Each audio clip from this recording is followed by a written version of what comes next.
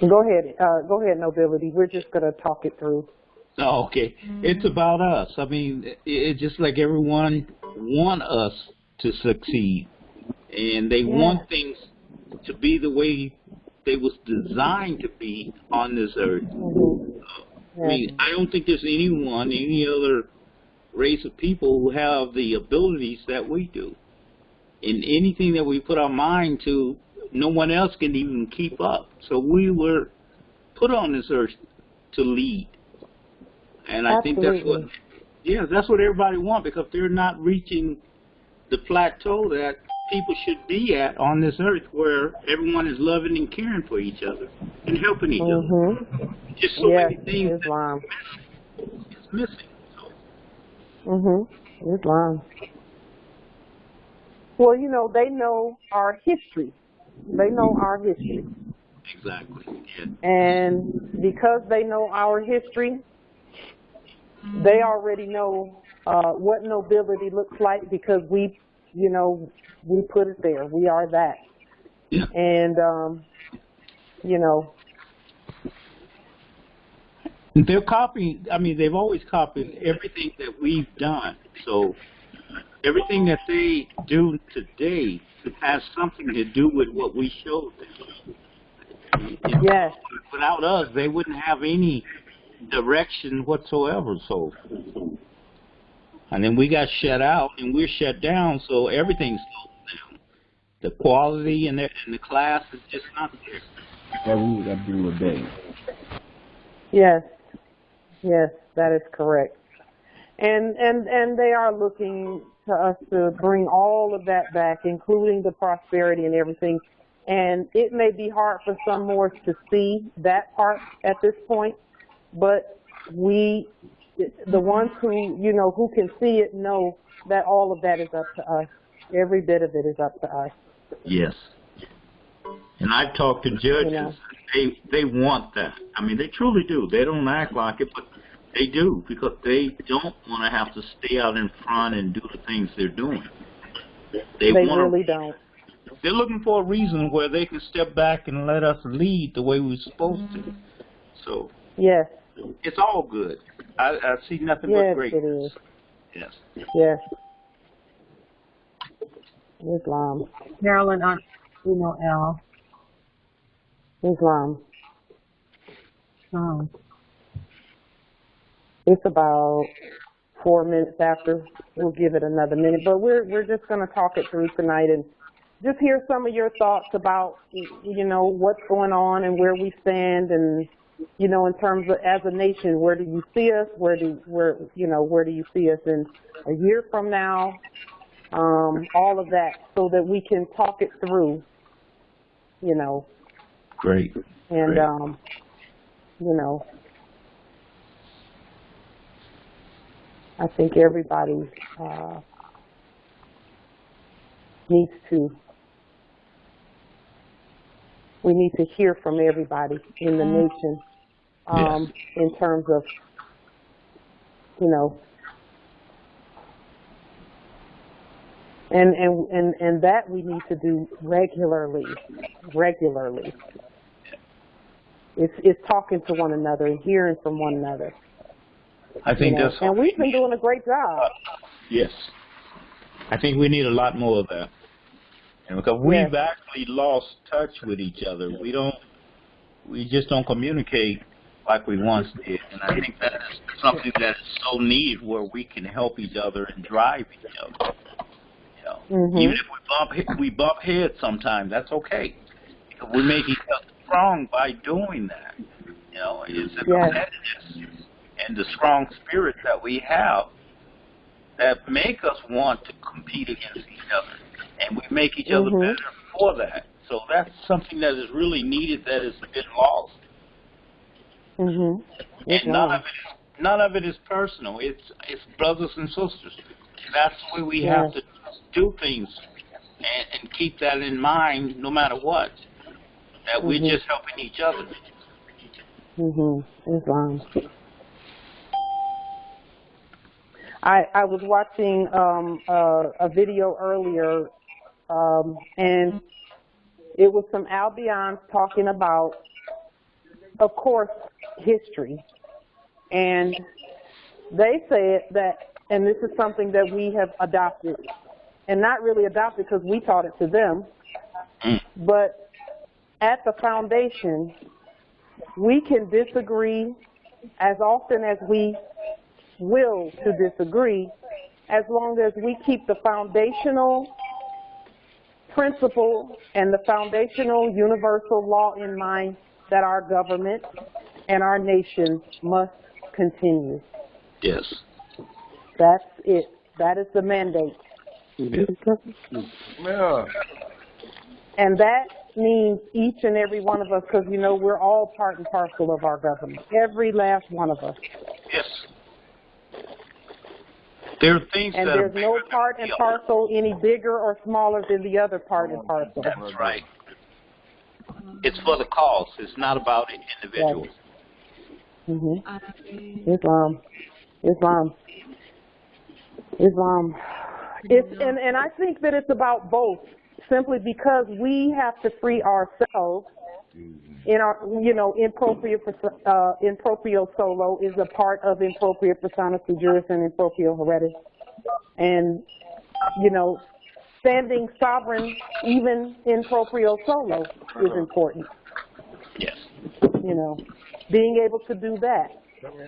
So that if there's 1,000 more around us, we're powerful, and if it's just us, we're powerful. Hi. Microphone. Islam. Okay,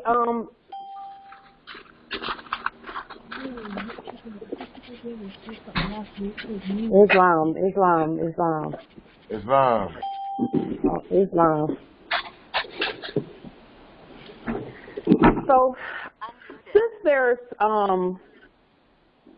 let's see, there's 35 people so far, which is awesome. I love that. That's a great number. 5 plus 3 is 8. Infinity, Islam. If you have other things going on in your background, if you'll star 6, and that will calm some of the noise so that we can hear. And then anyone who has any questions, comments, or anything like that, the floor is open. I yield the floor so that you all can say whatever comments, whatever questions you have. You know, I'm not sure how many of you were aware that the Moorish American Consular Court today had the trial for the court case, the court action for those who are holding Empress Sharon Tracy Gale Bay captive. Empress Fatima is in that territory, and that's what we're doing. We're keeping each of the territories is handling the governing in their territories, and so that's what all of us are to do. And each and every one of you on this call is a judge, a justice. You are justice returned. And so in your territories, you all have to do the same thing.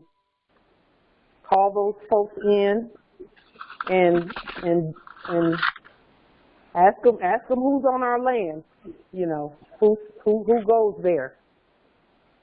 So, are there any questions about any of the processes, anything you have going on? And if not, we'll go ahead into what we're going to talk about, basically.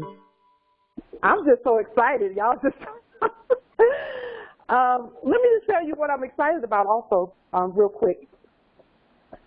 I didn't put it out on social media because I want to, as we see the successes, I want to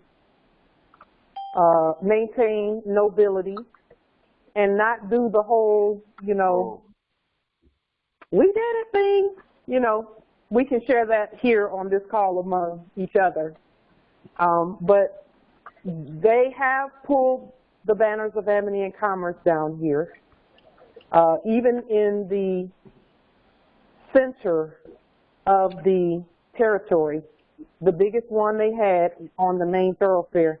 It has come down, and then the ones at one of the post office is down, And then at the other post office, they have a banner of amity and commerce, and then right there with it, and I took photos of all of this, right there with it, they have a POWMIA black flag with the banner of amity, and that's what they're doing with all, in the places where the banner of amity and commerce still is. Actually, it's like half and half, but the main ones are down.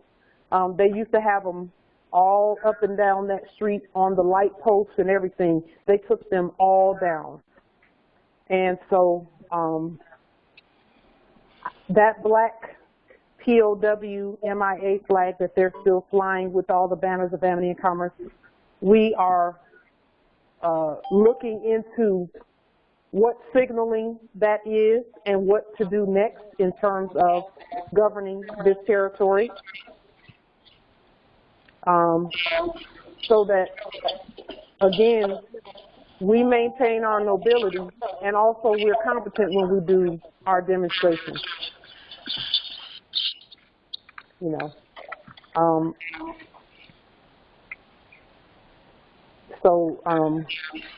I'm not sure, you know, and I'm always open to hearing. I think there's a bit of an echo. Let me just see where that is. Might be me. Okay. Yeah, that was me, I think. Oh, no, not someone else.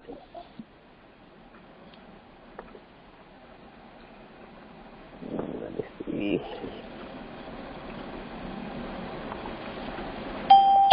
Okay. Empress Johanna, I think it's registering. Let me just be sure. Oh, okay, I see it.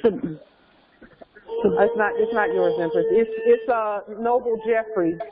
You have an echo and some background noise going on. If you'll start there. Islam. Thank you.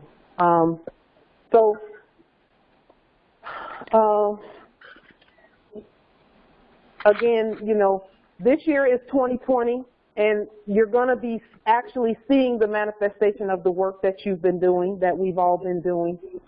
And we want to maintain our nobility when we see those things happening, and so that we can keep seeing them happening. Because it's a sign of nobility when we know how to handle what we see. When the banners of amity and commerce come down, and we see them doing in these, you know, administrative clerk menus, when we see them doing what they're supposed to be doing, like we're seeing in the territory, we're starting to see that now. We want to be calm and maintain our decorum about that, because it can be exciting to see them doing exactly what we tell them to do, but we have to actually come to expect that. So that's just a heads up. So having said that, we'll go into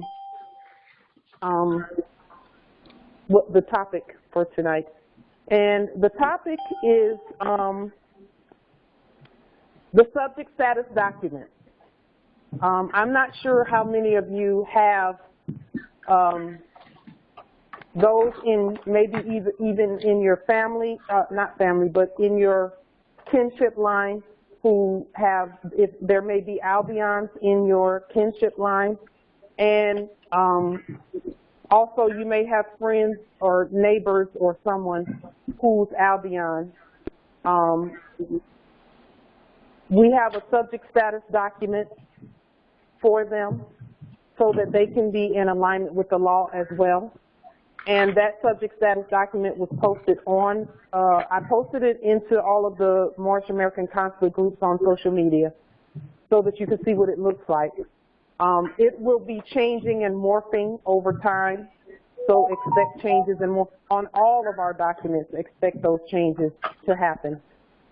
And speaking of changes, also we are moving to the lowercase lettering on everything that we do, because we know that capital letters are actually, they're an insult, really. Corporations are not supposed to be on our land. And I put a clip on social media today by Glenn Beck. I'm not sure if you all know of him, but he's an Albion who has a talk show. And he talked briefly about the capital letters in the Declaration of Independence. He has a copy of the first draft of the Declaration of Independence, the one that Thomas Jefferson copied. And Thomas Jefferson copied it and edited some things and took some things out and put some things in. But in the video clip that I put on social media today, he talked about the Albions have always known that all capital letters is not proper. Even though we've been writing in our fleet we use capital letters, but they've always known that capital letters are not appropriate. And also, even when you're doing lowercase letters, for Moors, we don't use any capital letters, not even the first letter is capitalized. No, none of the letters are capitalized in the documents that we do, okay?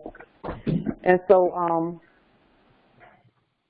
we're starting now to change over all of the documents that we have into that format, because in reality, all lowercase letters are an actual invocation of sovereignty in the document.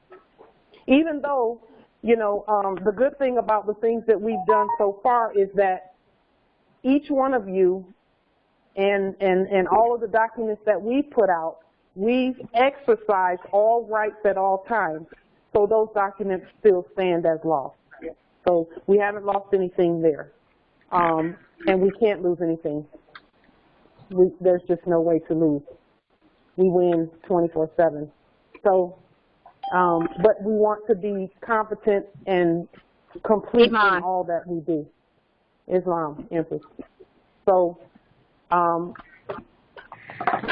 there any questions about either the all capital, the lowercase, and why we use that, and why we're navigating to that now? Because we're growing and rising as a nation, and those things are very, very, very important as we continue doing what we do. Are there any questions about any of that before we move forward? Islam? Okay.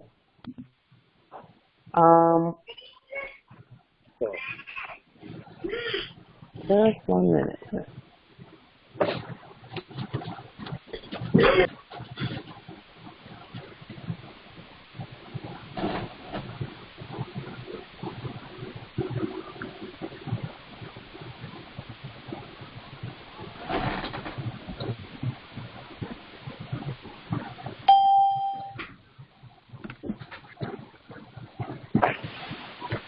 Bonde and Sana, Colorado Territory.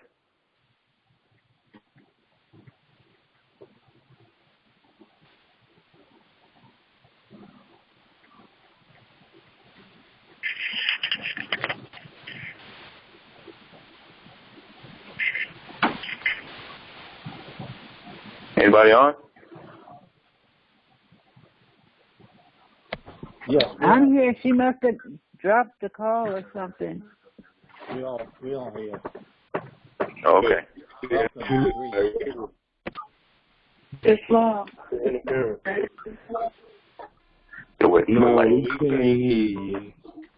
Does anybody know if this conference is on the computer as well as this phone call? Because when I went into conference, free conference, there's no one there. So is this meeting just on the phone? Islam, I'm on the computer. You are? Okay. Yes, I think most of this is Rebecca. I think most of the people are. Yes. Make sure that you have the online ID is Light Bay Moorish Nation. and then the access code 679046. You copy. Wait a second, let's see.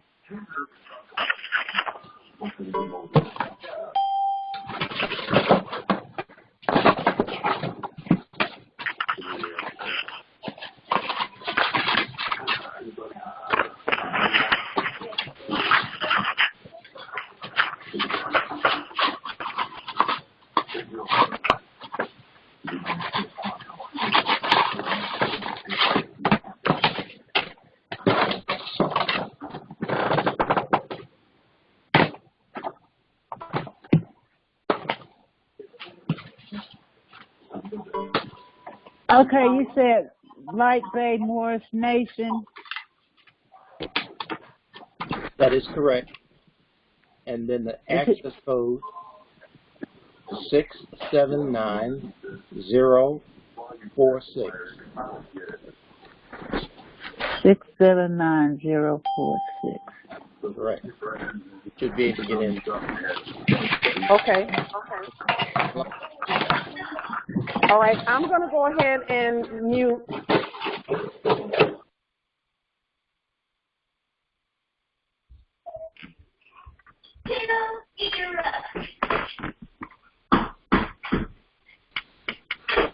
Okay. All right. Can you all hear? Star 6. Okay. Okay. All right. So we're going to put out a number, and that number is going to be the number that we use every week. And that way there will be no question about like where we go. We'll have a team number, and that will be the number that we use every week for the Thursday call.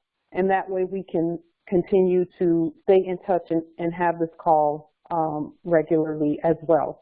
Nothing has changed except that our nation is growing so quickly that we're making the adjustments that we need to make in order to accommodate the high number of Moors that are waking up.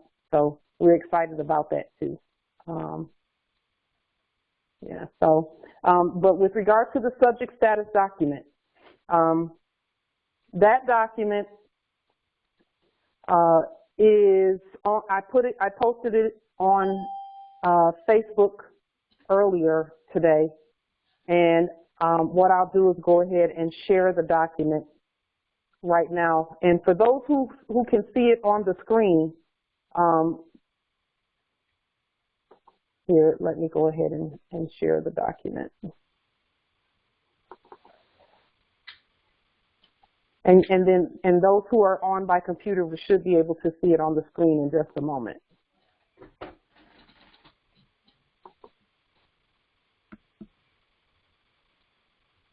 Just one moment. Let's see. Okay.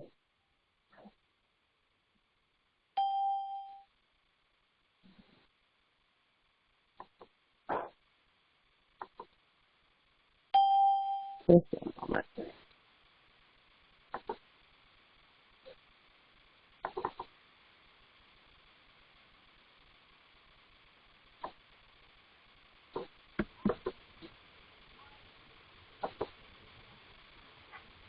Okay, so what I'll do is just bring it up on Facebook.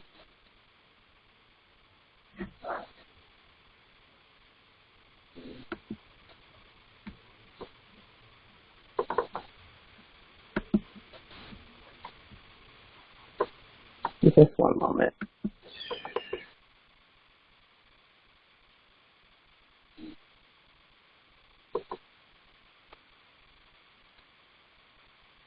Okay.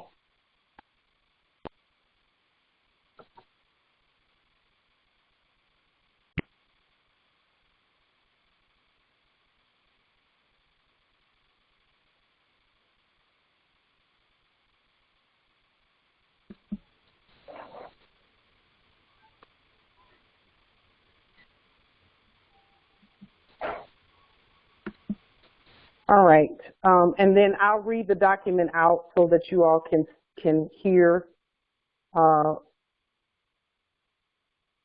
what that's all about as well.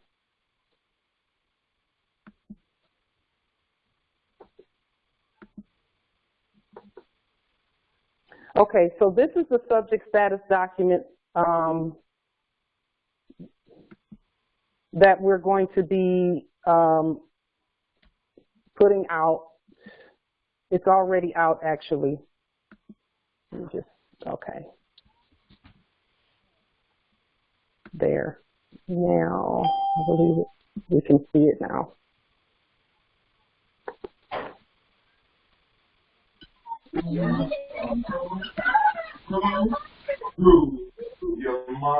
Okay.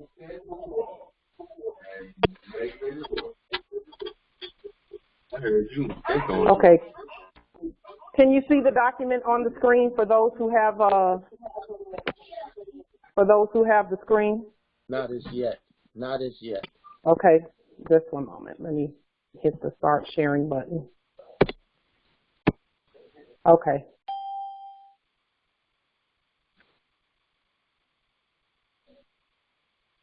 Okay. Can you see it now? Yes, it appears now. Islam. Yes. Islam. Okay. And I'll just read the subject status document out. And again, this is for those who have Albions in your kinship line in terms of all that entails, and or you have friends or neighbors or whomever that want to be in alignment with the law. We want to make sure that they that they are in alignment, with that on our land, so that as things start changing, because things are already changing, and as things start changing, people are going to have to start showing these documents. Okay, I don't know how many of you were ever in the military, but anywhere you go, you had to keep your ID on you, and at any time they could say, "Hey, let me see your ID," just like they do, policy enforcers, etc. Well, they got that from us, and now that we're transitioning the authority on our land back to the Moors, and it never really left us, to be honest with you, we were just asleep. These types of documentation of who's on our land is going to be important. So this is what the document says. It says it is actually called the affirmation of allegiance to the Moorish National Republic federal government, and it's a subject status document. And on the first line, it leaves room for the subject's name, which is the U.S. citizenship wardship name. And then it says I, and then whoever the subject is will put their name there.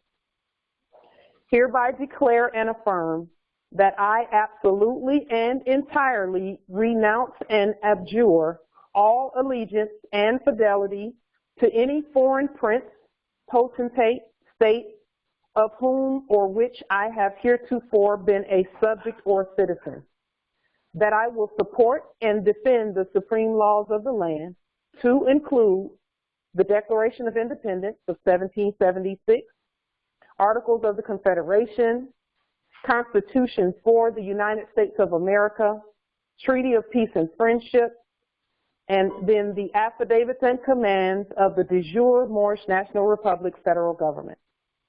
That I will bear true faith and allegiance to the same, that I, and they will state their name, will remain peacefully on the land of the Moorish American nationals, the Moroccan Empire, as commanded by Muslim law, natural law, and that I, and they state their name, will perform work of national importance under sovereign Moorish American authority as commanded by Muslim law, and that I take this obligation freely without any mental reservation or purpose of evasion, so be it, Allah. And then they sign their name, more subject names at the bottom. And then it also says, All corporations and corporate identities are hereby liened as all property has been revenued and is the eminent dominion of the sovereign original indigenous people who are the Moorish National Republic federal government, the Moorish American Nationals. So all property belongs to the heirs. And that is not debatable. You know, we don't have any debate there. That is what it is, and that's going to continue. Okay. So, and they're aware of that, and so are we. We're all aware of it. Okay, let me close that part off and go back to this. Okay. Are there any questions about that and how it's going to be used? Because there are several different ways we're going to use that document as well.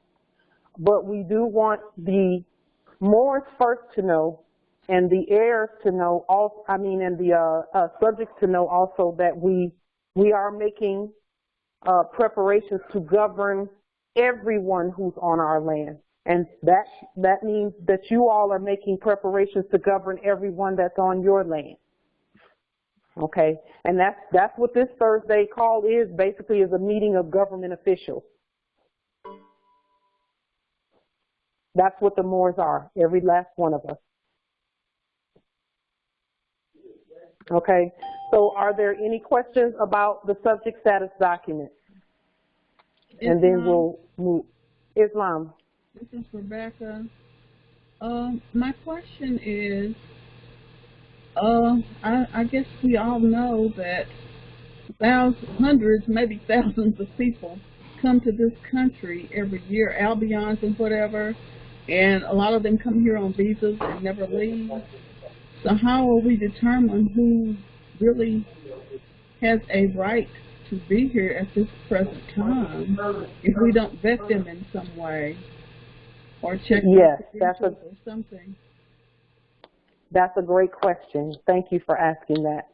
It's going to be very easy for us to do because every building, every office, every United States corporation, former United States corporation company resource is our resource. When you nationalize the land and you nationalize the resources, those resources then move from the operation of them to the Moors. So we just have to send the written affidavits to those who are doing that administrative clerk duty of bringing people here, and they're going to do it according to the laws that we set. They actually already know their job. They know what they're supposed to do when the Moors wake up and start governing. We almost don't have to tell them, but we tell them anyway for the record. They know all administrative duties. They've known them from day one. So those administrative offices known as quote unquote ICE and the Department of Commerce and the Department of State, which does the, they were doing those visas and all of that stuff. All of that stuff is grinding to a halt even now. How do we know that? I posted a video on my Facebook page not too long ago, and it was a news program, and the Albions on the news program talked about how they're not, no other, like outside of our land, they're not accepting, U.S. documents.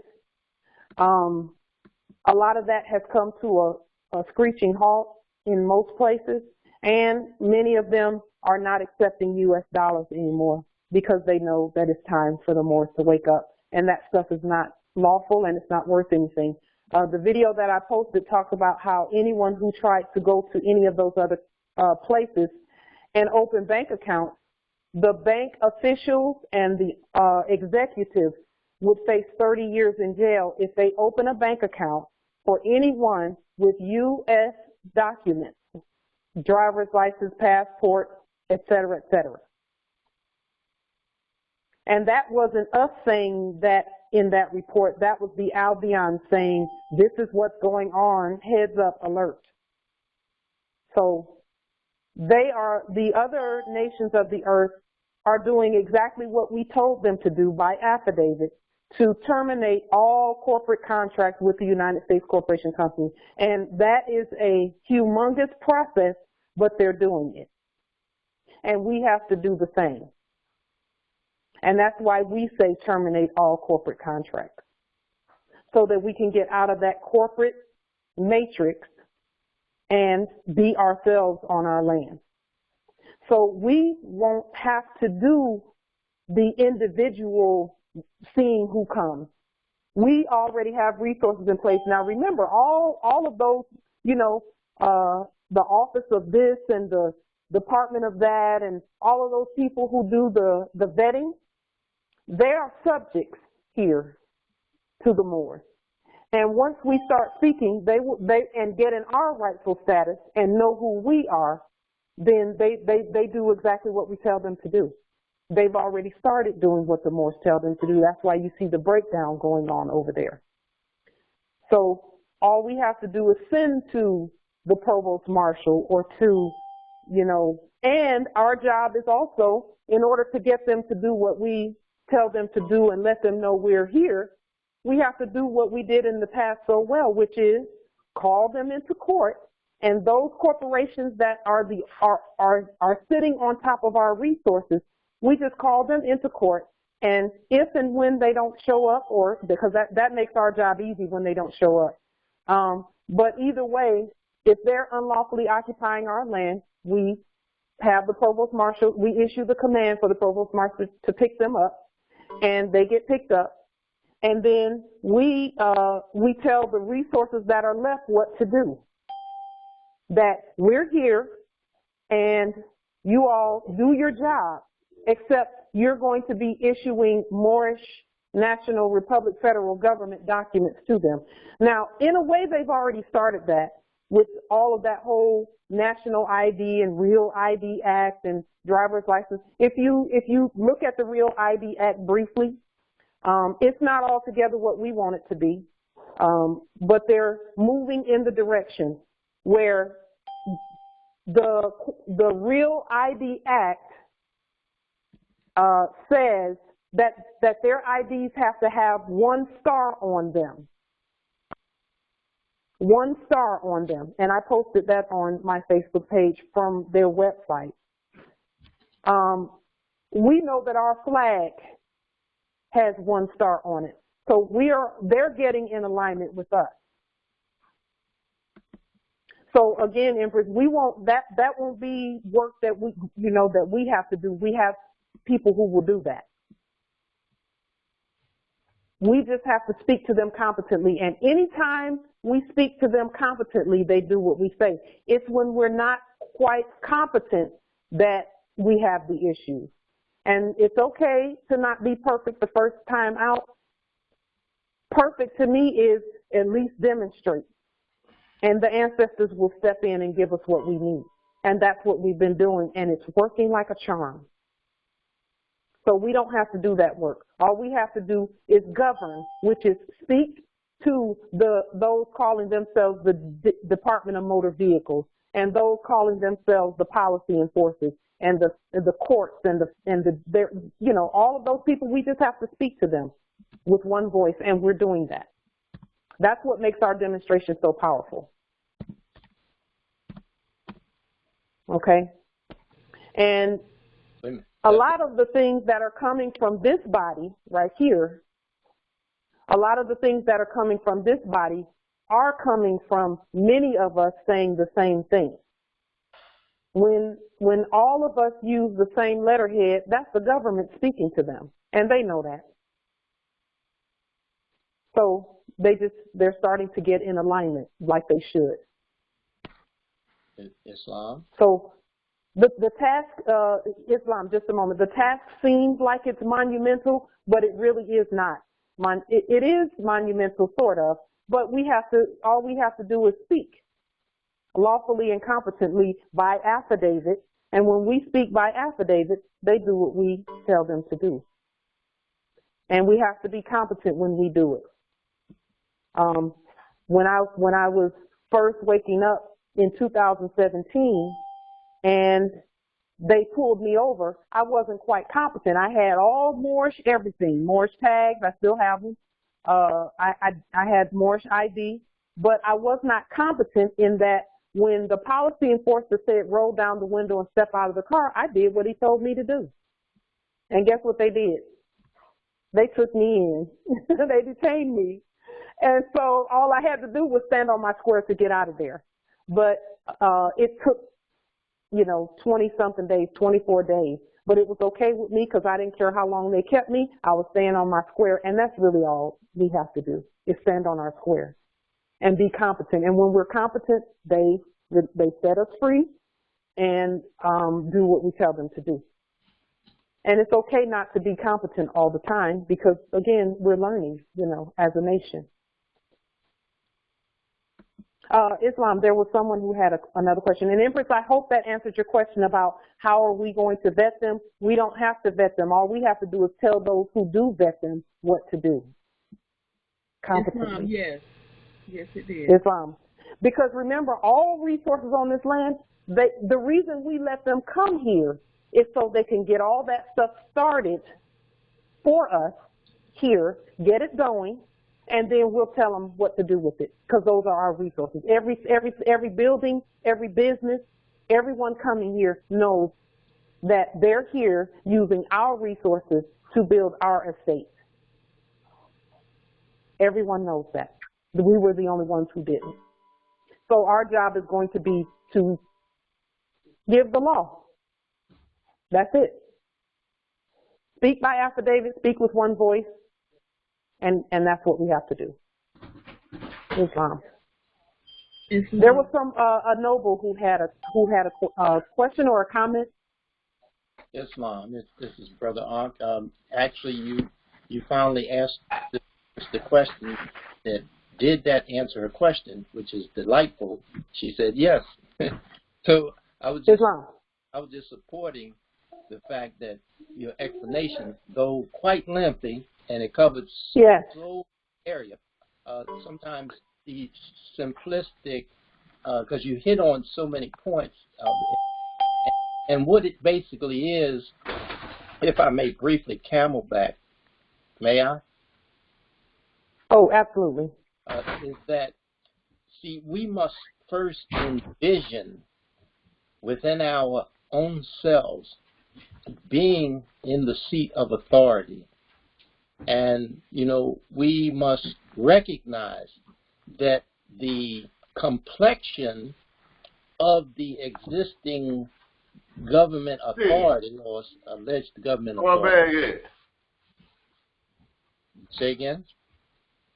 Just a moment. That was just someone who did not mute their phone. Go ahead. I muted. That the complexion of the alleged current existing authority or government, which they are de facto and defunct, is the only thing is the complexion is going to change. And when I say complexion, I also include the hue, but I'm not speaking particularly about the hue. Is the nationalization of all resources transfers from one hand to another, just like in a race, a relay race. The baton is passed, and the forerunner now is us. So all we need to do, as you indicated, is to act in our capacities and be ever so mindful that what was the term you used? Not only competent, but what was the other word? It's opposite of antagonistic or arrogant or whatever. You understand where I'm going. Mm-hmm. Mm-hmm. So all we have to do, because our prophet Drew Ali was the foundation of everything that we're doing, even though people may not be attached to a particular tempo, but to be connected is what he said. The foundation is that he said that, we must be wise and speak, in an intelligent tone. And that's all we have to do. And humble is the way. So I just wanted to share that. Hope that helps a little bit. Islam. Peace, Islam. Islam. Islam. We have something in the chat that I think we all should talk about too. It's the one thing that is really, it bothers our nation. It bothers us. Matthew Israel in the chat says, they arrested me and took my conveyance, and I have a court case coming up.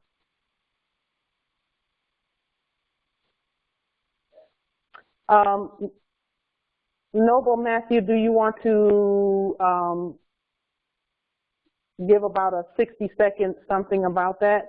Star 6, or we can just go ahead and talk about it if you don't want to really talk about it. If you're just wondering what to do.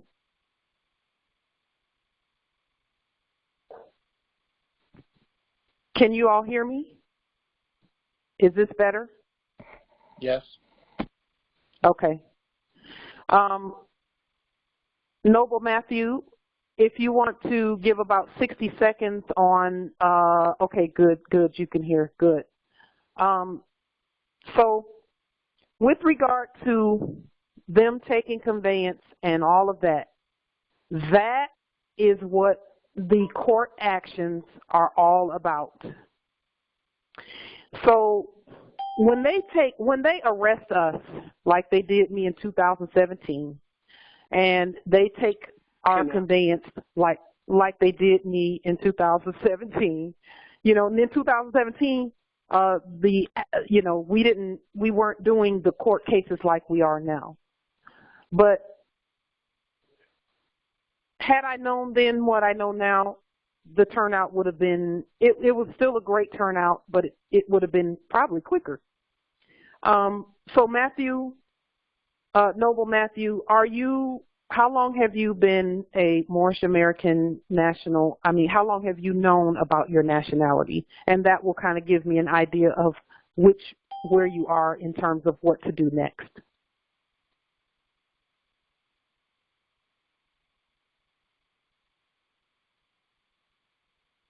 Okay, almost a year. Okay. And any other Moors who want to chime in can chime in.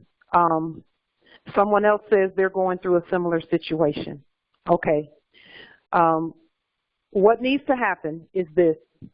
First, you need to respond to their invitation to come to that fake venue. You need to respond to that. Your response to that is going to be a jurisdictional rebuttal. Okay?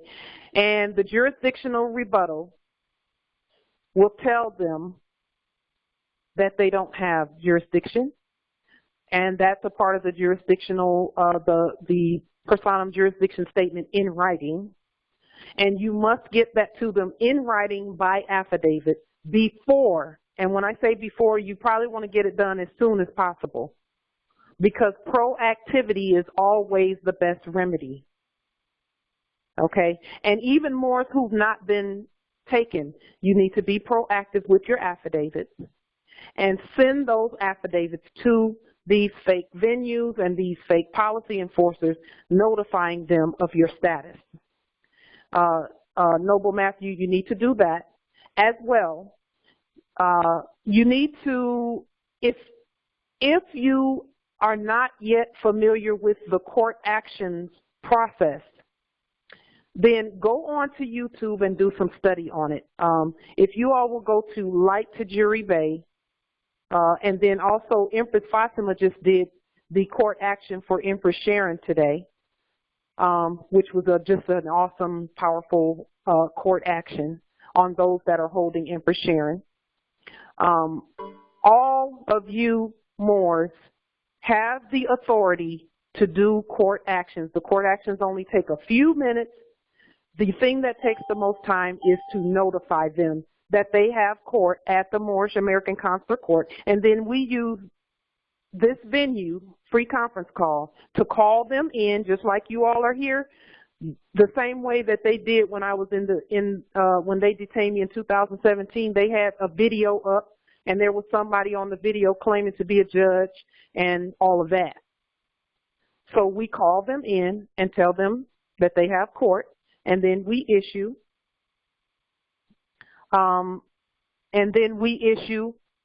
arrest commands for them. I don't understand why the call is not clear. I'm actually using my phone for this one. Is it your phone that is causing the problem, Noble Matthew? Or is it mine? Hopefully everyone can hear me. Okay, so yes, quite clearly. Okay, good. So if you go on to Light Tajiri Bay, and I'll put that in the chat.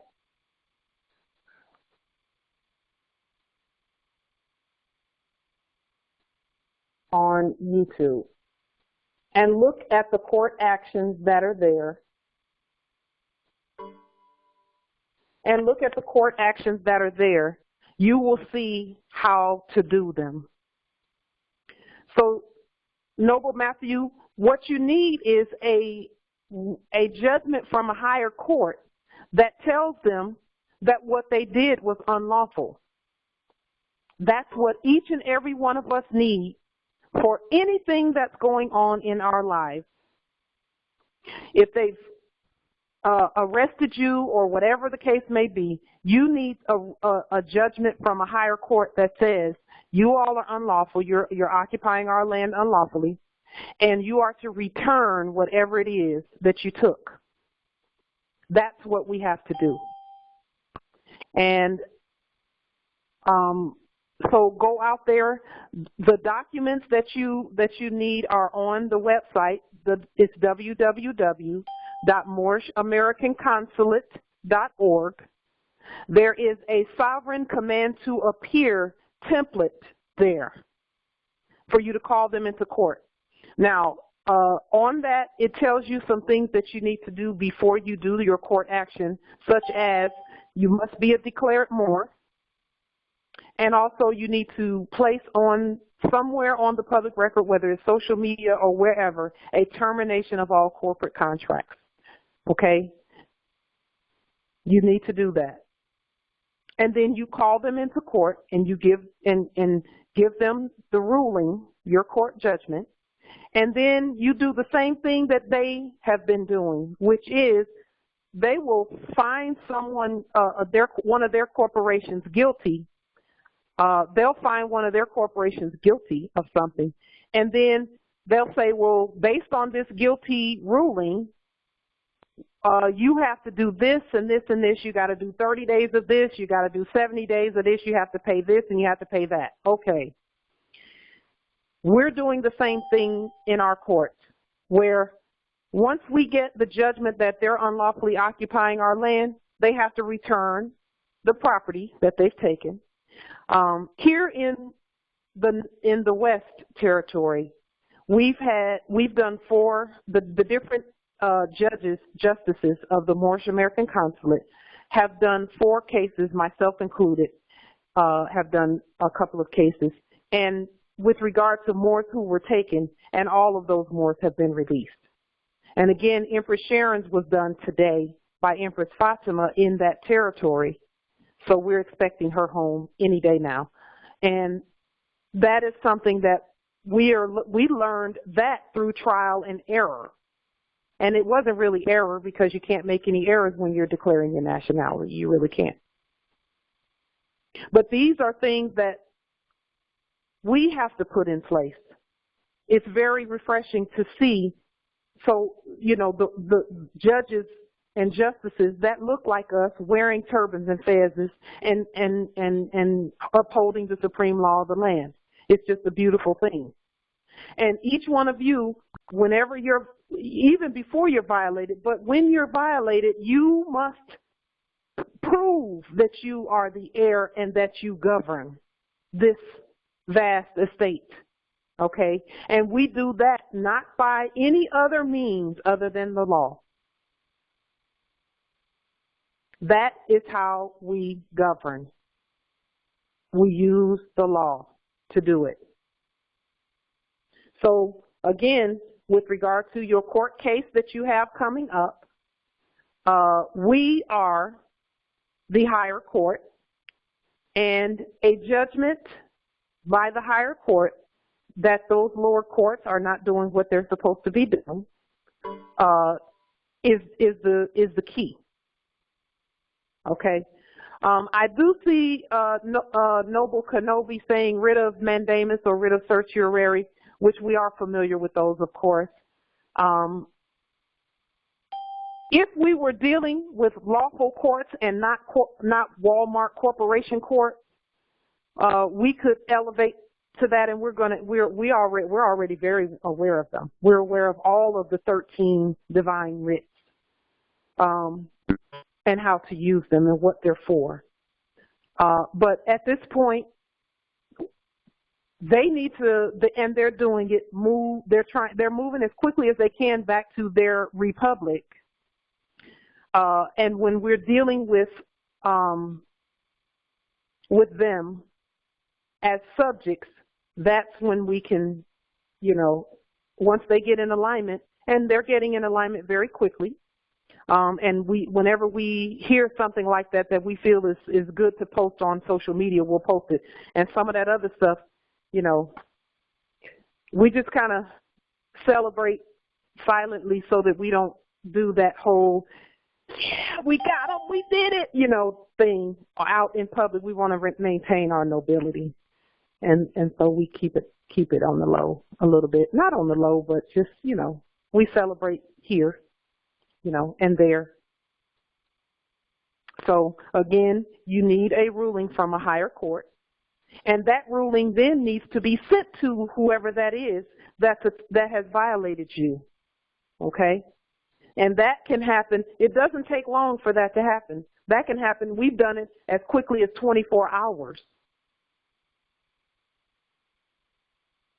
where mores were taken, and then the justice, especially in this territory, did her ruling, her court action, and by 2 days later, the Moor was set free.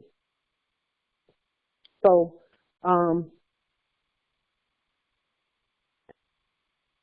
that's the answer to what you have going on. And then once you get that judgment, and that's something that even you can do.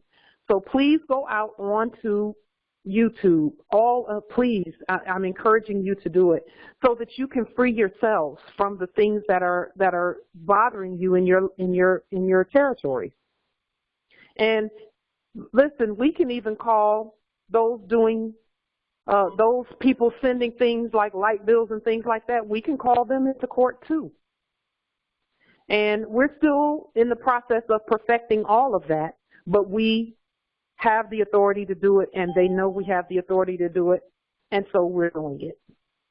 We don't need anyone's permission. So again, with regard to your case, you need to go on to www.moorishamericanconsulate.org, pull the sovereign command to appear down, look over it, study it, always demonstrate at the level of your overstanding, okay? Again, always demonstrate at the level of your overstanding. If you don't feel like you overstand that process enough to demonstrate it, then study it until you feel confident to do it and competent to do it. And actually not confident, but study it until you feel competent to do it. Because, sometimes when we have cases, we're still a little nervous and stuff, but we do them anyway because that's no reason not to. Islam. Are there any questions about that and about how to proceed with that? And once you look at the videos, if you have any questions, bring them back to the Thursday call so that we can talk about them as a nation. Is there anyone else who wants to add to that with regard to the issue that he has going on? He says they took my Moorish ID and used an old expired license to lock me up. Okay. One question for you, and it's a rhetorical question. You can answer it if you like. Have you placed a termination of corporate contract on the public record?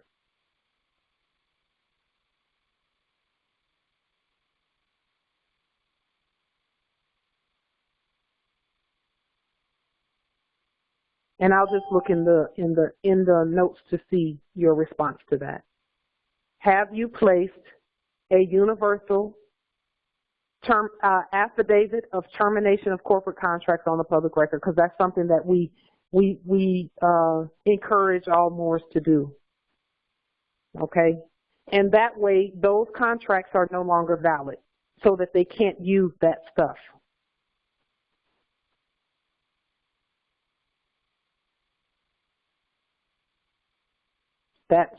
That's what needs to happen. Okay, and that's again, you do your study so that when you do those, you can stand on them. Okay. Noble Matthew, does that answer your questions as to what you should do? Is there anything that I can clarify for you?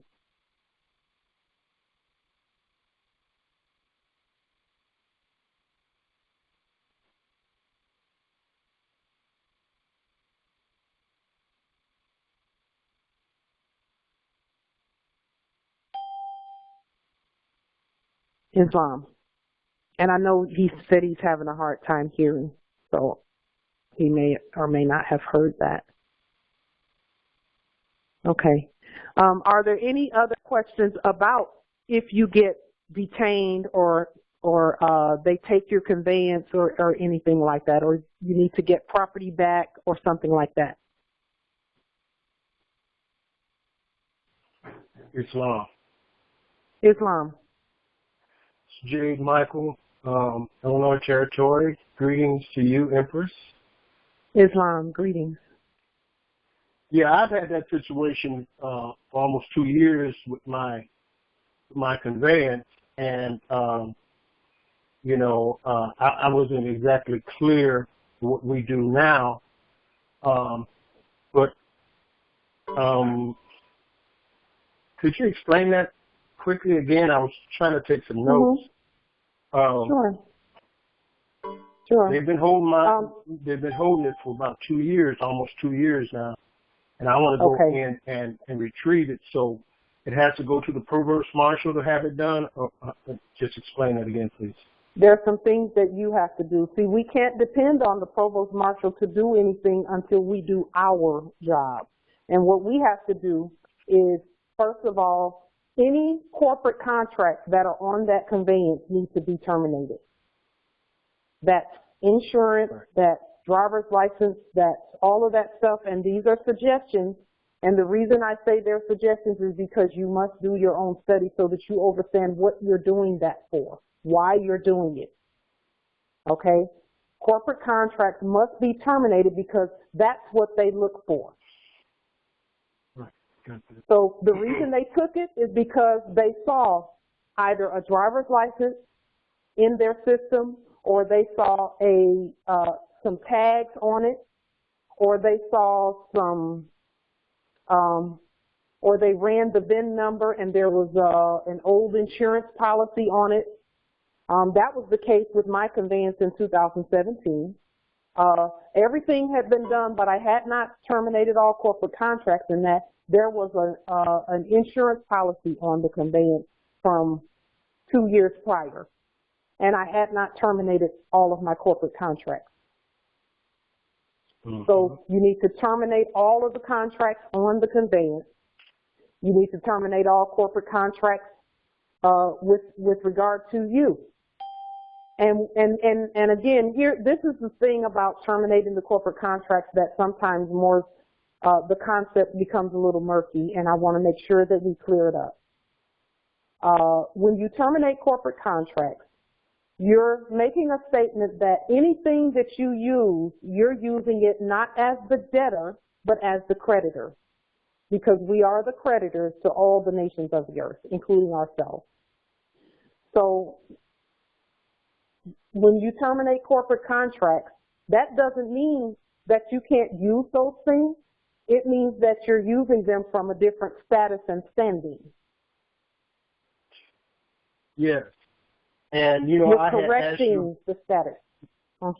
I had asked you about that affidavit for that, and you told me to read. And I'm not sure exactly what to read, because I read a lot of the documents with regard to, you know, understanding. Now, I understand basically, you know, you want to terminate all corporate contracts, and I'm working that out. But at the time that they took my conveyance, you know, none of that was done. So now I'm going behind that, so I want to make sure everything is done correctly. From what I understand, we also have to do everything in lowercase. So I'm correcting all that as we speak now. I was glad that you know, I was able to do this before, because I sent all my other documents in, the proclamation papers and all that, but that was before you did the all lowercase situation. But now we're going to do it in all lowercase, right? Yes, but here's the thing, even about the documents that we've already done, because I've done liens that were not done in all lowercase. But when we do them, we always exercise all rights at all times. And when we exercise all rights at all times, any of that stuff is, you know, and we do that nunc pro tunc, which means now for then we're good.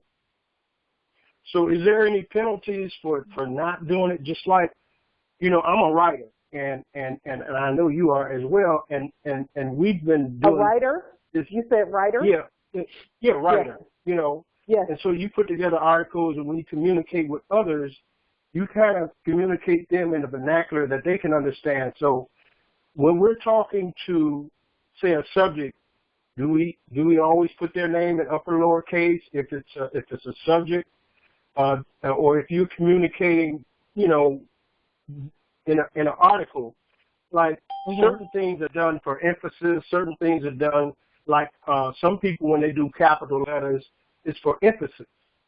So we're not allowed to do that at all. The punctuations, or the capitalization for emphasis is the hoax.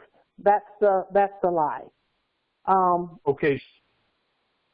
So if we want to emphasize something, I mean, we can do our regular punctuation like with commas and periods and quotes and all of that as well, right?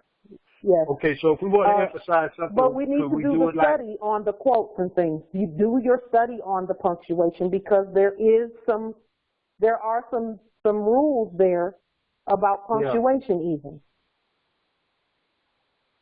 So do your study on them.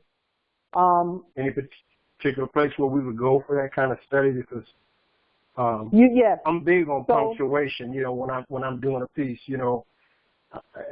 I see people that do pieces that are just entirely run-on sentences, and you don't understand what they're saying because they've got one long run-on sentence that is not punctuated. So I'm just kind of curious about, you know, how to do things going forward, where you communicate with others in a manner that's familiar to them, or if you want to emphasize something. English, just speaking English is familiar enough. We don't really have we don't have to bend to their understanding. They need to understand, because guess what? They already do. So, with regard to our writing, and this is something that is going to help where punctuation is concerned. When we write, we pull all of our feelings out of the writing. And when we pull all of our feelings out of the writing, we won't feel the need to emphasize anything, because all of it is emphasized. It's all important, right? Every word, every letter, every period, every punctuation, everything is important, even down to the difference between capitalizing the first letter and not capitalizing the first letter, because that changes the meaning of the word. Mm-hmm. So I noticed on this document that you're showing on the screen, some of the stuff is capitalized on that, like U.S. citizenship, wardship, yes. name. Yes. So it's okay to capitalize things that are corporate or subject? Subject status documents, because they do not have the sovereign status that we have, you can capitalize it. With the first letter only, though. Not the whole, we don't do the whole, like, all capital letters. We don't do that. Well, I was just noticing something you had on here. It was all capitalized letters where it says corporation. Yes. So that means that's basically saying we're not doing that. Yeah. All corporations like that, all that capital letter stuff, it's leaned. Right. Okay. And that's what that's saying, and that's why that's there. Because we've leaned them, they shouldn't even be here. So is there the writ of removal. Yeah. Go ahead. No, just wonder, is there a penalty if you accidentally do that? I mean, like, you know, just out of habit, because like you said, we do it in our sleep because that's where we were trained. But is there a penalty if we do that? Or is there, well, you assess your own penalties. You self-govern. Who can penalize the sovereign? Yeah, exactly. Who can do that? But we want to be as competent as possible. So this is, and in reality, this is an experiment in how soon we can deprogram and reprogram ourselves. We're the only gods who can do that. Okay. Okay. So yes, we want to be sure, and even the things that we're teaching now are going to morph and change over the years as we go, as we continue the grand rising. You know, at some point, you know, we'll get to the point where a lot of stuff we won't have to even say. But right now, at the place that we're at right now, we want to communicate, because when the Albions leave and when everyone's in their proper place, we won't need this information. We'll need to be on to other information. Okay? But for right now, we're doing it this way as a nation so that we can all be speaking with one voice competently. Well, and you know again, if you make that mistake, you know, on every document, all the time, always, don't reserve your rights, exercise your rights. Because if you reserve them, that means you're not using them. And if you don't use them, that means you might as well not have them, really, even though no one can take sovereign rights. But you want to exercise all rights at all times. What about the statement, all rights expressed? Is that as good? It is. Okay. It is. The word express has to do with intent. And, you know, as long as the intent is put forth, no one can dispute it. This Noble Matthew asked in the chat, so are we still using the writ of removal to the consulate? The answer is no. Okay? Oh, wow. We're not doing that. We're not using the writ of removal to the consulate because you all are the judges. You're the judges. That's what that whole, go out on YouTube and look at that Light Tajiri Bay, there's several videos of court actions there. And it shows you the paperwork, how it was put together, and all of that. Okay? It is the duty of each and every one of us as part and parcel of our government to govern. And we must Our governing starts first with governing our own affairs. Then we can govern the nations of the earth. So that's where we are now, is focused on the things that are going on in our lives. For example, one of the court actions that I did was for the policy enforcers, the chief of policy enforcers here. Why? Because for 3 weeks, they came knocking on the door here looking for a citizen.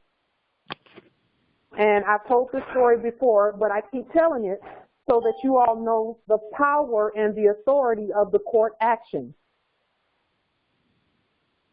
And when I did the court action, they stopped coming. Okay? Now, when they came, I went to the window, and they could see me in the window, and I took their photograph. And I posted their photograph on social media, and I told them that you all have a court date. And then I mailed them a court date. And then we had the court action, and there were witnesses there. They did not come to the court action that we know of, and they stopped coming as soon as it was put up on social media. I put it up on YouTube and haven't had that problem since then. I love this. And I travel freely, by the way, in the jurisdiction of my ancestral estate. So, you know, I go and come and go as I please. Have the provost marshals, I have problems with that term. Have they actually arrested anybody yet, or is that still coming? We don't know. I don't know. What I do know is that the proof that I have that they're involved is the removal of the flags, because that's a military action on the land. And again, when we give the servants a command, we don't necessarily see them fulfill it. We know that they've done it though. And so with regard to even, for example, I did a court action on the CEOs of the banks in all capital letters. I still have to send out with that arrest command some other documents, because I have some other instructions for them, for the provost marshal to do. But once I send that out, I fully expect them to hear something on the news saying, oh, the CEO of Bank of America was arrested today on racketeering charges, you know, or whatever. Because when the provost marshal does his thing, he uses their stuff in the public to say, oh, this is why he was arrested, was because of racketeering and all that other stuff. Well, they're still doing what we say, but they're using their own language to do it. And we don't care why, you know, why they say they're doing it. We know we told them to do it, and they did it. So I fully expect to hear that they'll be arrested as soon as this paperwork gets where it's going. Okay, I yield. Thank you. Islam. So the answer to your question about do we know for sure, I don't have any proof, but then again, I don't really need any proof. I know that I've done what I'm supposed to do, and I know that those commands go where they're supposed to go, and that they're going to do what they're supposed to do. When we're competent, they do exactly what we say, and that's actually a really good gauge as to whether we're competent or not. I do know here that the judges here in those state venues are now giving full disclosure to everyone, you know, because I have done court actions on judges here, those state judges as well. And did I pick up the phone and call to see if, you know, the policy enforcer or the judge was there, you know, or if they had been arrested? I haven't done that, because I don't need that. To me, I don't need that. I don't need to do that. I need to send the command. My job is to do that job. And I could do that and And they'll say, oh, he's out on sick leave, and 2 years later they're still saying, oh, he's out on sick leave. He still work here, but he's out on sick leave, because they lie a lot. So I don't put any merit in picking up the phone and calling and saying, hey, did he get arrested? Oh, no, they didn't arrest him. He had surgery on his foot, and he won't be in for another 6 weeks. And then 6 weeks later you call back, he still ain't there. Well, that's because he's locked up. So, let's see.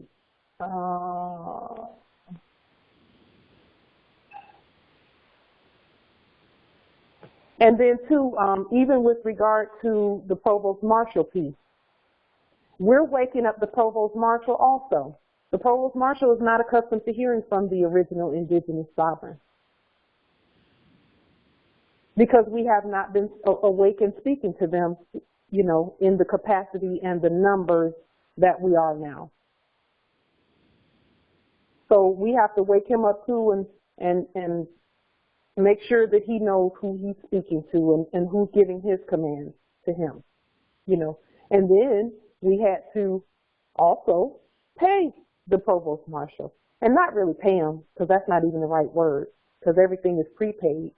But that was the purpose of instituting the gold standard. We had to do that, because you cannot do law if you don't have a financial support for the law that you issue, because we all know that law has been commerce, except we do universal commerce and not corporate commerce. So there were some things that needed to be put in place before the Provost Marshal could even begin to wake up. So we're waking him up too, and we know he's going to do his job.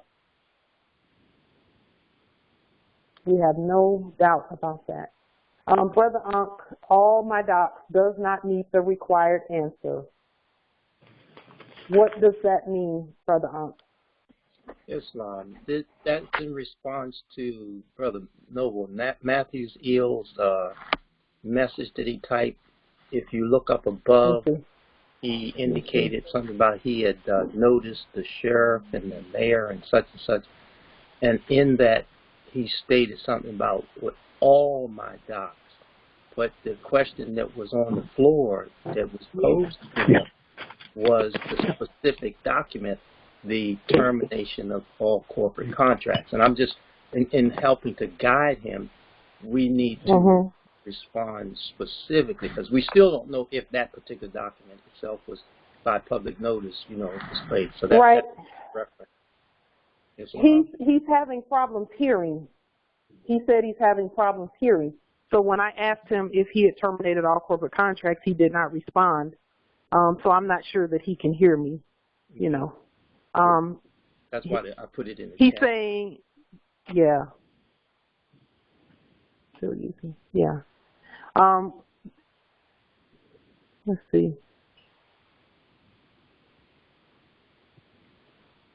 There's something in the chat by Brother Noble Bay. The court videos record, edit, and post, or must be live. They can be recorded. Mine are recorded. They're live and recorded, because when I do them, there are witnesses in the court as well, at the court as well. So mine are recorded just like this is being recorded right here, and then I post it up on YouTube and Facebook so that the Moors can see how those processes, how they went. Islam, and I would encourage you also to get a free conference call or any, Zoom or any of these platforms, or you can do it live on YouTube if you want to do a live court on YouTube. I'm not, I don't normally do live courts. I like to record them so I can hear and listen to them and so on and so forth. So there's another question. It says, Erica L. So, Empress, I have a question about return notices in the mail when sending out the affidavit. Islam, Empress, what's your question? about that? If you are 6, if you want to speak, Empress Erica. Islam, Empress. So when Islam. sending out affidavits, I'm sending them out certified mail, and I have my notices, my information where I've sent those, and I will often get those back opened and then returned. Where are you sending them to? That they open them and then return them?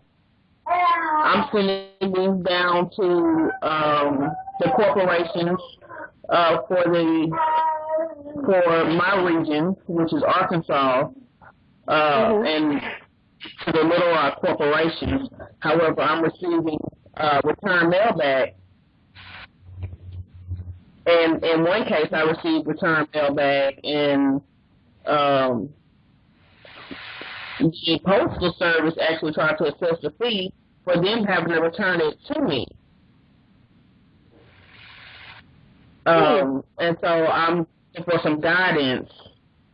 Okay. With that. There's something going on with your mailing process, and that's the reason why that happens, because we had that happening for a while until we perfected the mailing process.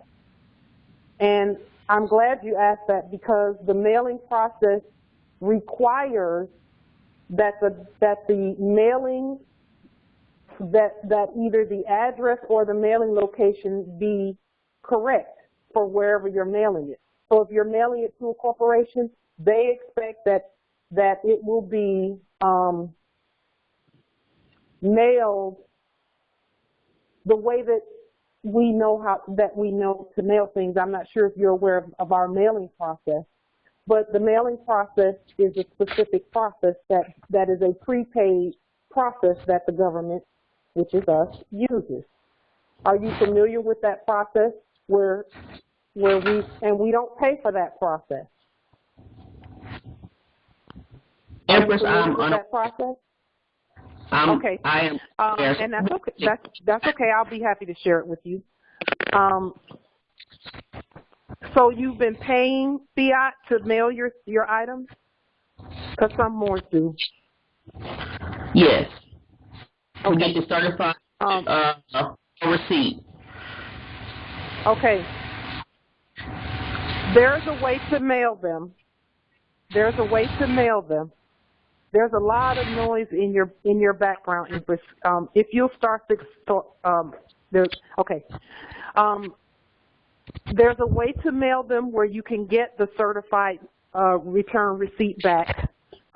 In fact, let me just grab some of mine here.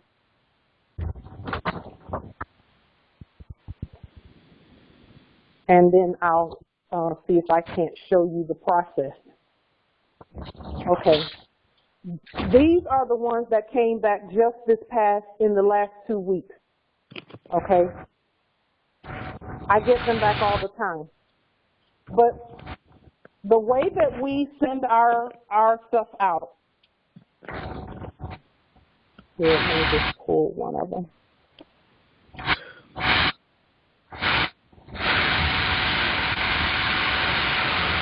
Okay. For example,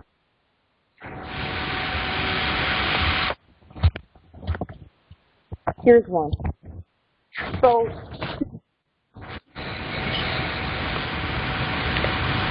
Empress, I'm going to mute you just so that I can go over this really quick, okay?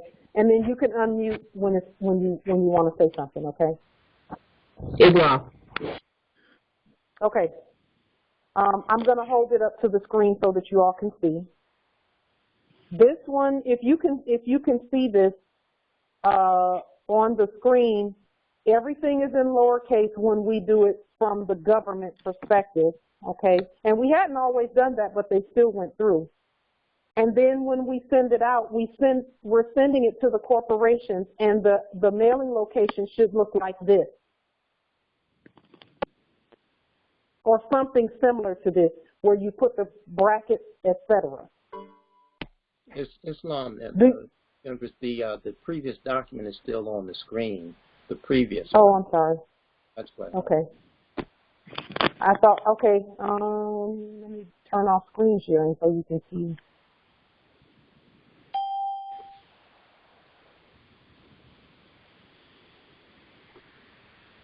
Okay, can you see the screen now? Am I on the screen at this point? No screen at this time. Okay. Let's see. And I should be because I locked it on here.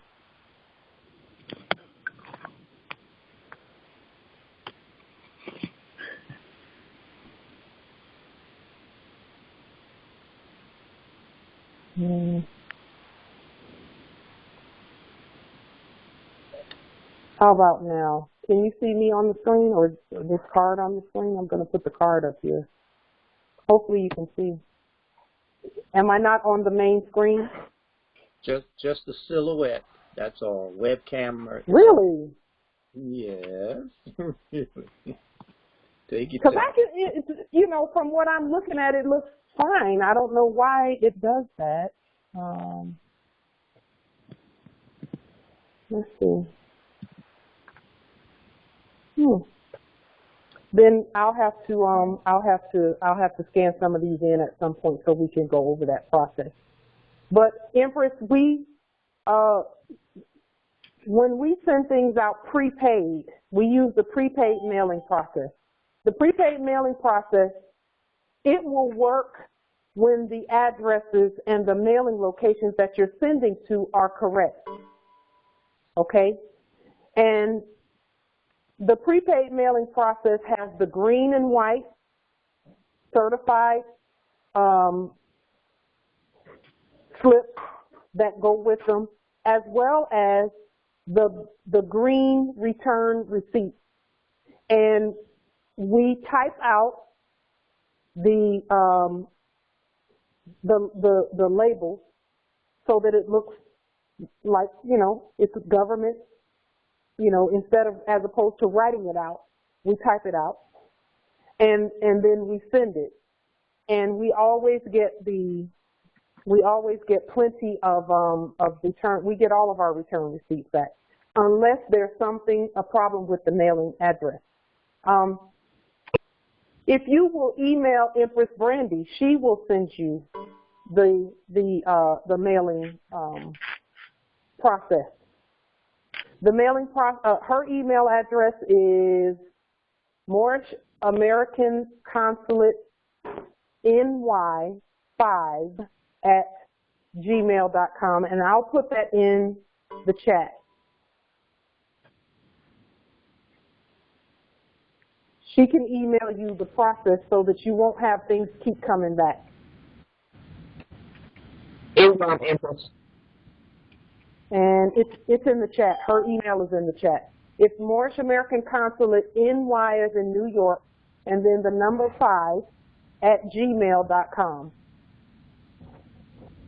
We don't pay, we use the government process because they know we're the government.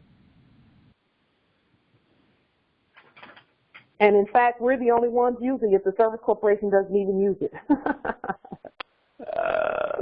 We do. So,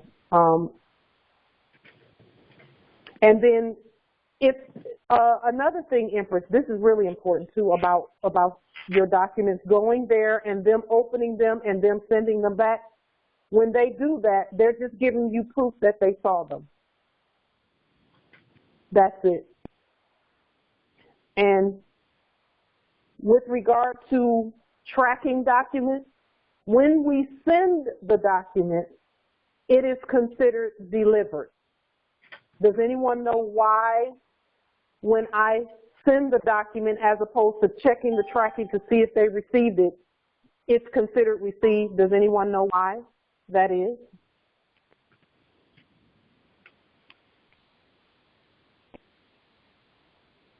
Okay, I'll tell you why. Because when you send a document,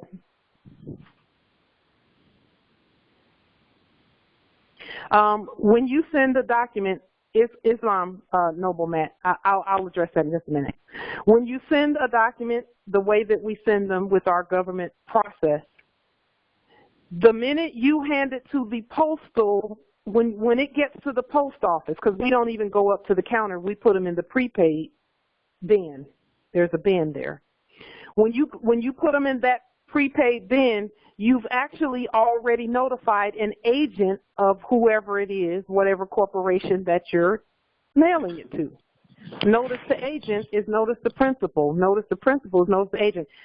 Again, when we give them a command to deliver something or do something, we don't have to check to see if they did it. They have to do it. They don't have a choice. And if it's competent, they will do it.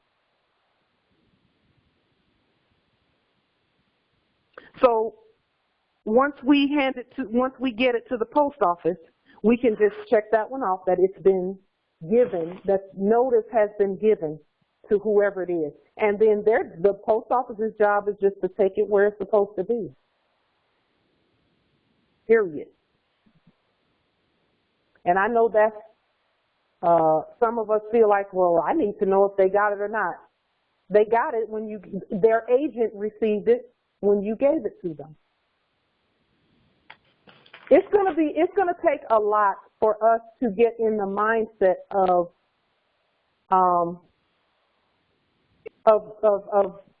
being the nobility, of knowing that they do exactly what you tell them to do. They really do. When we're competent and when we're in our proper status, they will do what we tell them. But we cannot be induced to fraud. Okay. I'm looking in the chat. It says all interested parties must be served. You cannot ambush the court paperwork. What court? Once sent to last known address on file, it is considered served. We're saying the same thing, nobility, absolutely. Once it's sent, and usually we're notifying corporations and we know where they are. They're sitting on our land, occupying it. Are there any other questions or comments or any of that? Empress Erica says this information helps so much. Our tribe is still learning. She crying for the Islam Empress. Absolutely, absolutely. Remember, to whom much is given, much is required. But one thing we don't have to worry about is whether they're going to do what they're supposed to do. When we're in our lawful status and we're not induced to fraud and we get past that, they have to do exactly what we tell them to do, and they're doing it. And that includes the military. So know this, that the banks belong to the Moors. The military belongs to the Moors. All these domiciles, they belong to the Moors. Everything on this land belongs to us. It's our job to state that it belongs to us competently. And that has been we do have a learning curve that we're going through now. Okay, in the chat, that's a good question. Do we concern ourselves when we get no response? Don't concern yourself. One thing I noticed even about the lien documents and et cetera, when we send them things, like when we send the lien, the only time we get anything back is if the lien is not, if there's something wrong in the lien that's competent.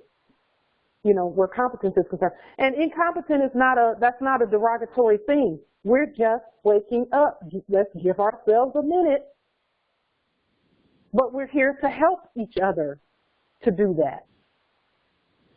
So, don't be concerned when you don't get a response. Know that they received it, and then your knowing in your mind is to know that they did it. Now all we have to do is stand on our square. That's all we have to do is stand on our square. That's it. And know that when they start talking, they're not talking to us. And yes, in the chat, he says, yes, it was documented that it was received. I usually just go to the U.S. Postal Service, the tracking thing, and just, pull it off for my own information. But there have been times, and I have them here recently, where when I went to do tracking, it said that it was still in transit, but I had the green slip right in front of me saying that with a signature on it, saying that it had been received. So they don't always put it in their system either. You know, there's human error on that side as well.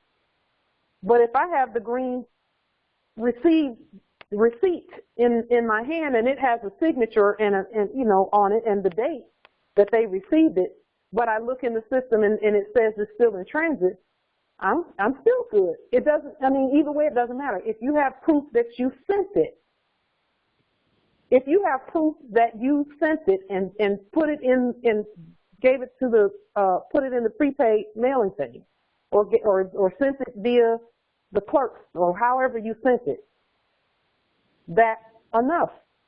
That means they've been notified. Those fake sheriffs, when they, you know, they'll do things like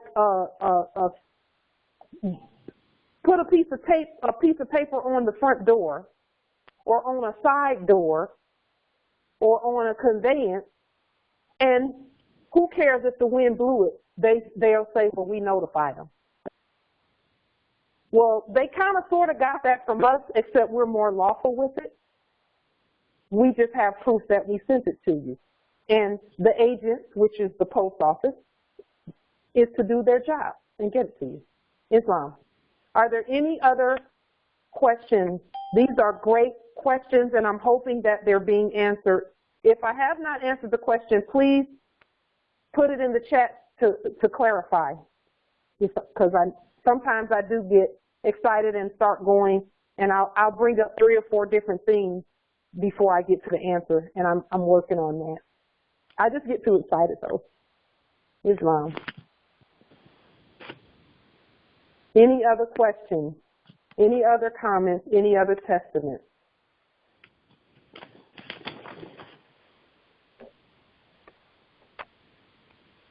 Okay, it is, let's see, we started an hour and 45 minutes ago. A question in the chat is, are there templates on the Moorish American Consulate site? Yes, there are.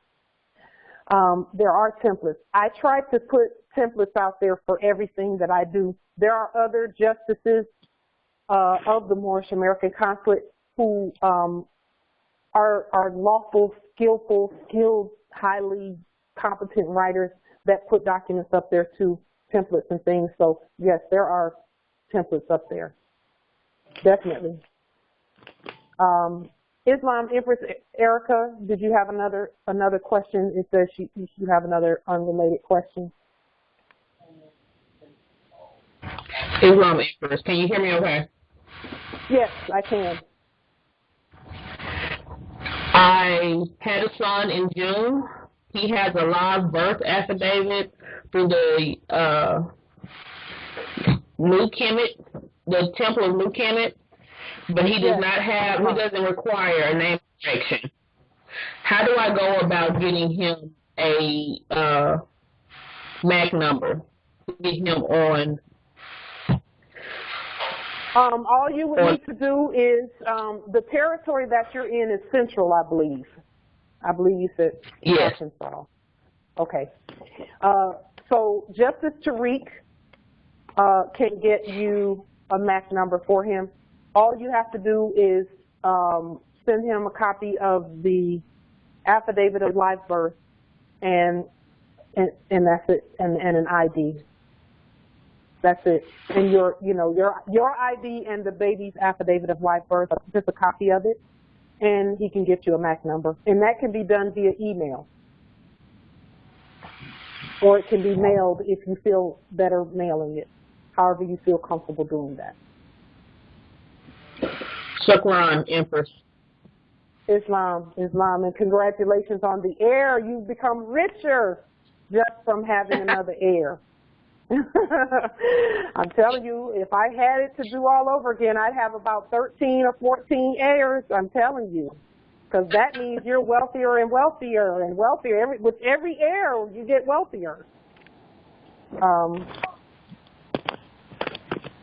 There's another question in there. None of my documents are on the MAG site since Sharon has been gone. Aww. That's because you haven't been sending them to Justice Isaiah. He's the one, and Justice Fatima, who did Sharon's court action today, if you contact either her information is on the website, or Justice Isaiah, they can get your documents up there. However, I would encourage you to go to the Moorish American Consulate Public Records page and put them there. I actually encourage everyone to do that because, number one, it's free. Number two is you can do it yourself. And number three, that is the public record. Because any of the public can log on and see them. And that's really the point. No, the Moorish American Consulate Public Records page on Facebook is free. And that's why I'm directing people there, because we should not be paying, not even to put anything on the Moorish American Consulate website actually, but because of the amount of work that they get, they've been doing that.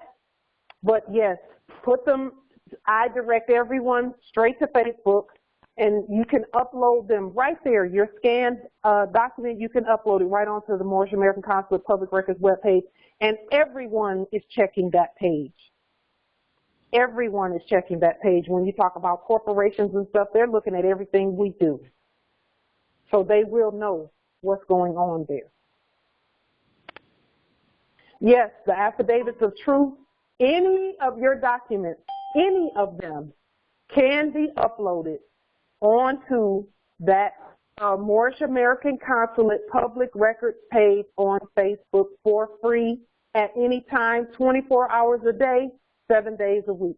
So I would encourage everyone to go there and put your documents there, as opposed to the website, because the website, it actually takes a little bit longer sometimes to get it up there, but that you can get it up there quickly and freely.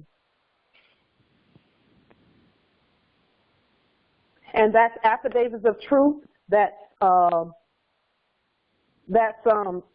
declarations of trust, all of that, okay? Freely, and you are actually in control of all that you do. You know, the purpose of all of this is to get you governing your estate. Yes, scan your documents in, and then you can just upload them right onto Moorish American Consulate Public Records on Facebook. That's how you get them there. And it's free, and you can do it any time of day or night. Again, the point of all of this is to wake us up and to get us being the justices on the land. You know, we keep asking for justice. We can't ask for justice because we are justice. Okay? We can't ask for justice because we are justice. You know, sometimes I see on social media, Moors get on there and they're complaining that, oh, you know, the policy enforcers did this and did that and did this and did that. Well, we have to know that we have a part in that. And everyone who sees that stuff knows that ultimately it's up to us to stop that. Even when they pull the Moors over, okay, and this one is near and dear to my heart because it's a mistake that I made in 2017. When you're pulled over by policy enforcers, you do not roll your window down. You do not hand them ID. You don't do any of that. Why? Because if you've placed your documents on the public record, they should be checking the public record.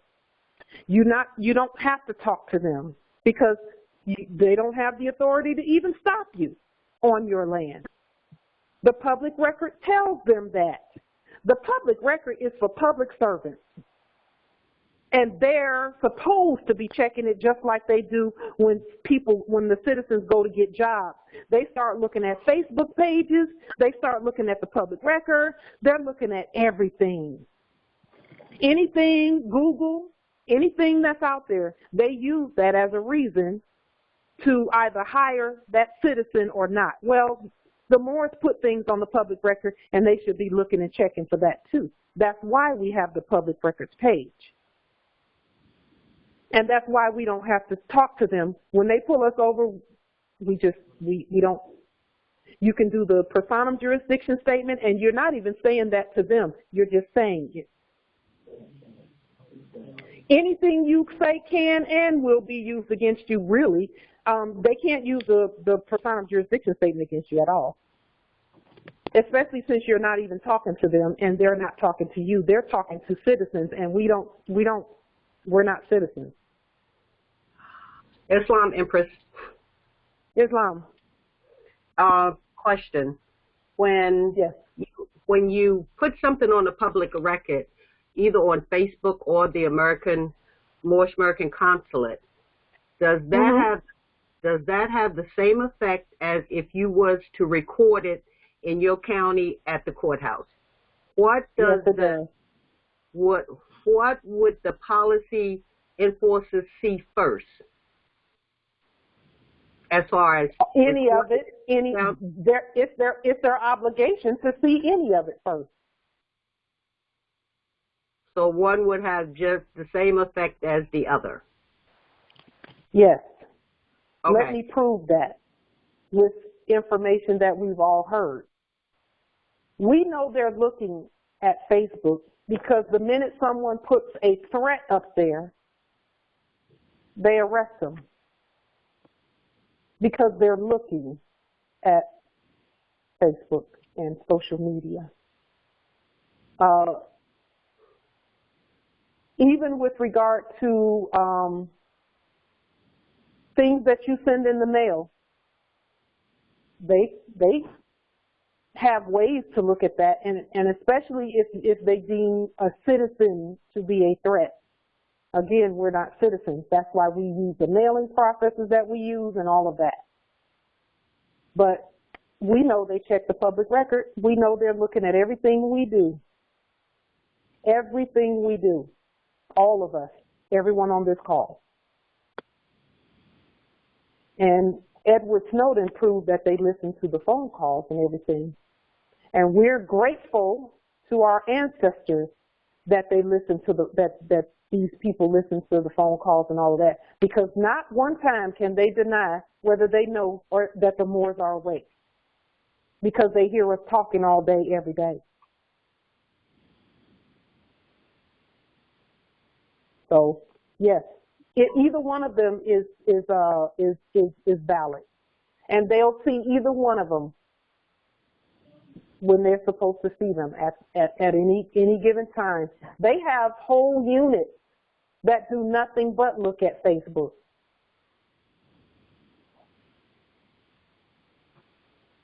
Islam, thank you. Islam. And we want that. That's why we created that page, so that they know, yep, we're here. No, you didn't wipe the heirs out. The heirs went in disguise as citizens. Okay, we weren't in disguise as citizens. We just didn't know. Let's see. Does anyone have a delegation of authority statement? Empress, can you give us a little bit of enlightenment on why you need a delegation of authority? Because we can assist better if we know what it's for. I've sent out notification to the Internal Revenue Service, which is not a government entity. However, I do currently exchange work for fiat with a corporation. Yes. And so they are confiscating illegally fiat from my wages. I was studying with my Baba, who explained to me to send them a delegation of authority statement with an additional form to file as an exempt status, being of Moorish descent. Okay, when you say an additional form, is that a form that they issue, or is it one that is in affidavit form? It's a form that they issue. Okay, you don't want to really fill out their forms, because if you fill out their forms, that's like saying they have jurisdiction. Because the first thing on their form they're going to ask you for is a name, and you don't have a name. You have an appellation. And they're going to ask for an address, and you don't have an address. You have a mailing location. So what we do about those types of forms is we take that form, we leave it blank, but we get a copy of it. And then we do an affidavit of the form. And on our affidavit on government letterhead, we look at the form and say, okay, they want a name, so we're going to put our appellation on this affidavit. They want an address, so we're going to put our mailing location on this affidavit. They want to know about whatever. We're going to do the jurisdictional statement first and say that no United States corporation, company, citizen has personam jurisdiction over the Moors. And then we tailor everything so that it stays in our jurisdiction. And then we say nothing in this document, nor any verbal or written action are to be construed as consent to any jurisdiction other than the jurisdiction of my ancestral inherited estate. And so when we do that, then we attach that form to that affidavit so that they know that the affidavit is in lieu of the form. That we don't fill out their forms, we do affidavits. Shukran, Empress. I understand. Islam. Because their forms are filled with pitfalls that say this person is a citizen. Almost every word on there, everything they ask you for, they're going to ask you for a social, they're going to ask you for all of that. And again, you are using the social and that nom de jure and all of that, you're not using them as the debtor or the authorized representative, because you're not the authorized representative of those debt instruments. You're the creditor, and you use those as the creditor, not as the debtor. And that will take care of that stuff. When you put an affidavit of termination of corporate contracts and you send that to the Internal Revenue Service with all of that, and you say, hold up, all of the stuff that's listed here, I'm the creditor to all of that. Then, you stand on that. Stand on the fact that you're the creditor. Okay? Does that answer the question, Empress?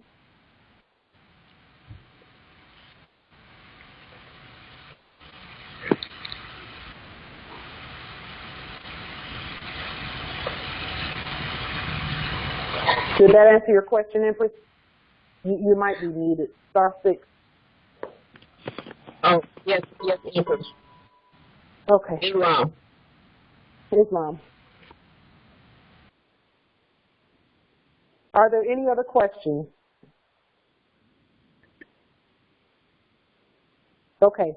We'll go ahead and conclude the call here. We've been at it for about 2 hours now. I love these calls. We'll meet again next week, and we'll put out the new number, and that number will be the one that we use for everything, for this weekly call on Thursday. And it'll be, that